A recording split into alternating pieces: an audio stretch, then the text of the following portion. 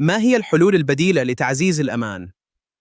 لحسن الحظ، هناك عدة طرق لتعزيز أمان حساباتك إلى جانب كلمة المرور. أحد أكثر الحلول فعالية هو المصادقة متعددة العوامل MFA، والتي تتطلب خطوتين أو أكثر للتحقق من هويتك، مثل كلمة المرور بالإضافة إلى رمز مرسل إلى هاتفك. هناك أيضاً مديرو كلمات المرور، الذين ينشئون ويخزنون كلمات مرور قوية وفريدة لكل حساب. بالإضافة إلى ذلك، يمكنك استخدام آتي البصمة أو التعرف على الوجه كطبقة أمان إضافية.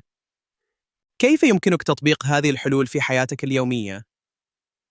تبدأ عملية تعزيز الأمان بخطوات بسيطة، مثل تفعيل خيار المصادقة متعددة العوامل في جميع حساباتك المهمة، مثل البريد الإلكتروني والحسابات البنكية.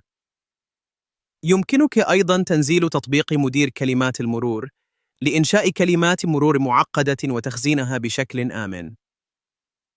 أخيراً، احرص على تحديث برامجك وأنظمتك بانتظام لإصلاح الثغرات الأمنية. بتطبيق هذه الإجراءات، تقلل بشكل كبير من فرص تعرضك للاختراق. اعمل لايك واشترك في القناة عشان يوصلك كل جديد.